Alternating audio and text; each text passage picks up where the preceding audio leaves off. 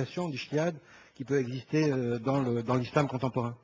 Eh bien, écoutez, en fait, dans notre mouvement, nous conjuguons deux volets. Le volet théorique, justement, et on pourrait en discuter, c'est vrai que je ne veux pas en faire un dialogue maroco-marocain. Mais ce n'est pas maroco-marocain, ça a une portée bien plus large. C'est vrai, c'est un témoignage aussi d'une réalité et d'une pratique de cet islamisme qu'on craint de loin et qu'on ne fréquente pas de trop près pour bien connaître la complexité, pour bien en connaître la complexité.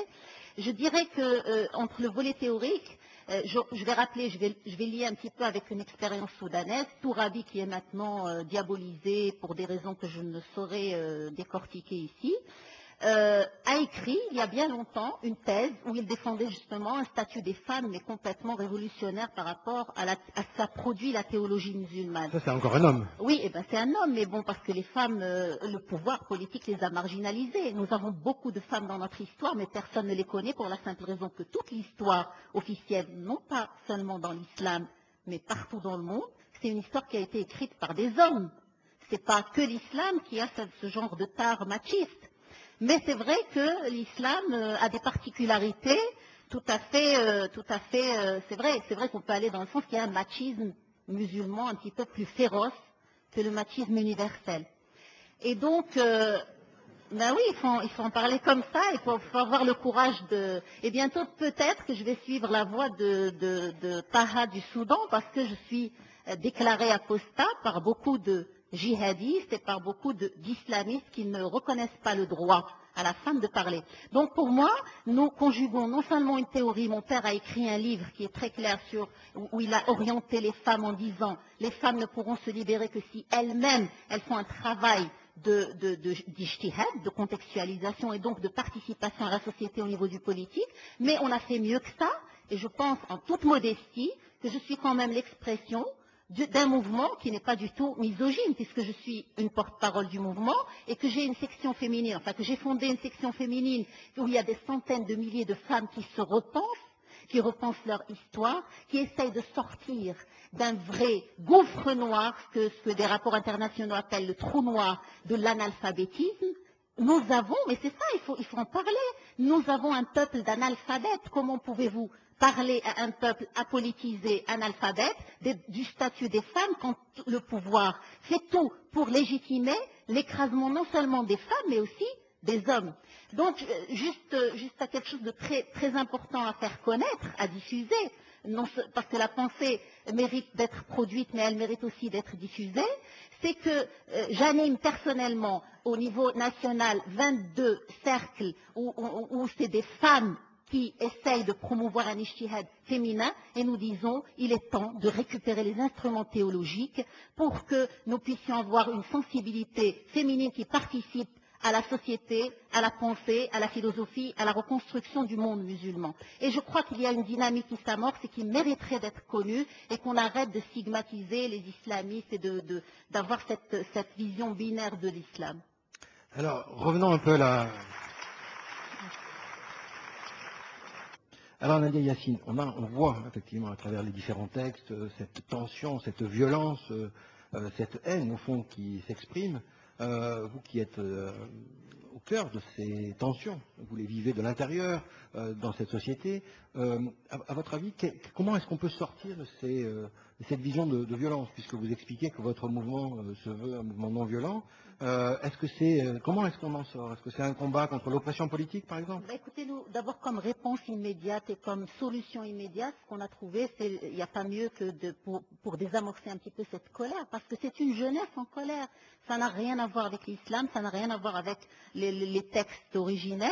C'est un mal-être, un malaise que vit une certaine jeunesse. Et dans notre mouvement, eh ben, c'est très clair, nous sommes d'obédience soufie et nous avons fait l'expérience de la spiritualité est une antidote très forte contre la violence. Parce que pour vous, est-ce que ce ne serait pas un peu comparé à des mouvements dits terroristes qui ont pu exister en Allemagne ou en Italie, comme les Brigades Rouges, des mouvements de jeunesse en colère qui protestent et qui veulent bouleverser l'ordre du monde et donc qui sont prêts à tous les passages à l'acte? Oui, ben tout à fait. Mais pire encore, nous sommes quand même de la rive sud. Si en Allemagne il y avait un malaise, notre malaise à nous, il est conjugué, il faut multiplier par je ne sais quel coefficient. Alors comment on sort de cette violence et de cette... Écoutez, je pense qu'il faut d'abord un effort endogène, il faut une autocritique de l'islam, c'est très clair, il faut qu'il y ait voilà notre vrai problème en fait, c'est que nous sommes en crise d'élite. Nous n'avons pas une élite qui puisse mener une pensée sérieuse, qui est une pensée qui puisse se traduire parce que c'est vrai, il y a des islamistes, des penseurs de salon, il y en a beaucoup. Il y en a qui sont très sincères, mais il y a un pouvoir politique qui les empêche de s'exprimer. Et nous avons un manque terrible. Nous n'avons pas d'élite dans le Sud, nous n'avons pas d'élite dans le monde arabo-musulman pour la simple raison que la volonté politique ne le désire pas et empêche ce dynamisme. Donc voilà, il faut qu'il y ait un effort endogène, mais je pense que la politique internationale a beaucoup à voir là-dedans. Alors justement, j'aimerais qu'on avance maintenant sur cet autre terme, occidentalisme, et qu'on parle un peu de l'expression de cet occidentalisme. Je vais vous donner un extrait d'un des théoriciens de cet occidentalisme, dans les mouvements néoconservateurs, notamment aux États-Unis.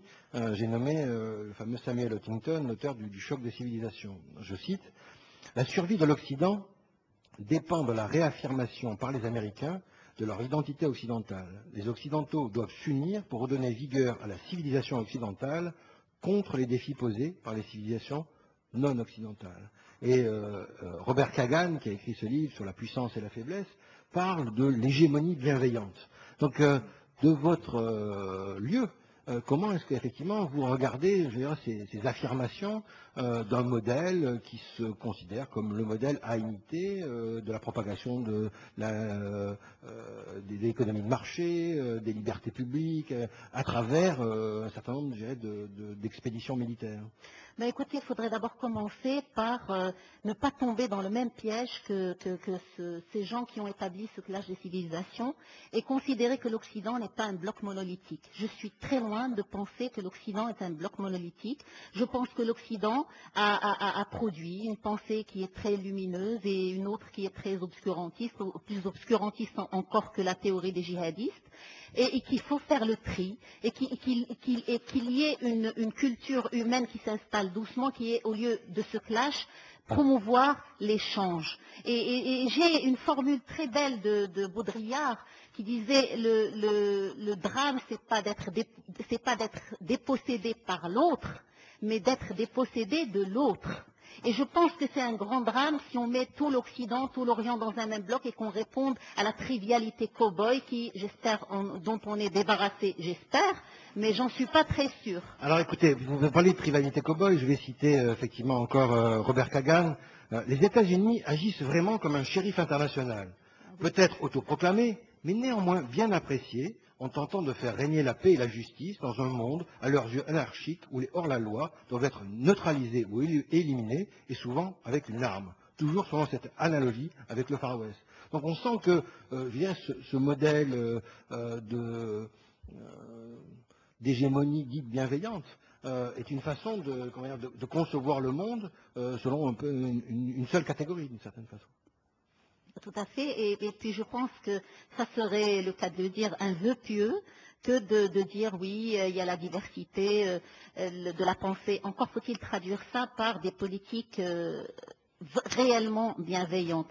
Et je pense que l'avenir se fera dans un partenariat et dans un échange tranquille au niveau de la pensée, c'est très bien, mais aussi au niveau de la pression que peut produire une société civile ou des sociétés civiles dans le monde occidental par rapport aux gouvernants. Parce que je pense qu'il y a une faille. C'est vrai que, comme disait Edgar Morin, la Méditerranée, c'est un lieu sismique, mais c'est sismique à plusieurs niveaux. Et je pense qu'il y a une grosse faille qui s'est installée entre les gouvernants et les gouvernés, même dans le monde occidental, et que maintenant, il faut installer une certaine sagesse. Et je crois qu'il y a beaucoup de sagesse en Occident. Et je pense que je ne suis pas en train de... Donc pour vous, l'Occident n'est pas un bloc? Du tout. Et je suis pour le partenariat avec beaucoup de sensibilité très intelligente, notamment l'altermondialisme. Je sais que je vais marcher sur des milles là maintenant, parce que c'est très controversé aussi, mais je parle de façon générale, l'altermondialisme, ça veut dire qu'il y a une autre pensée qui est en train de s'installer, qui ne répond pas aux clichés rhénaniens et qui cherche d'autres façons d'appréhender le monde qui sont plus intelligentes et surtout plus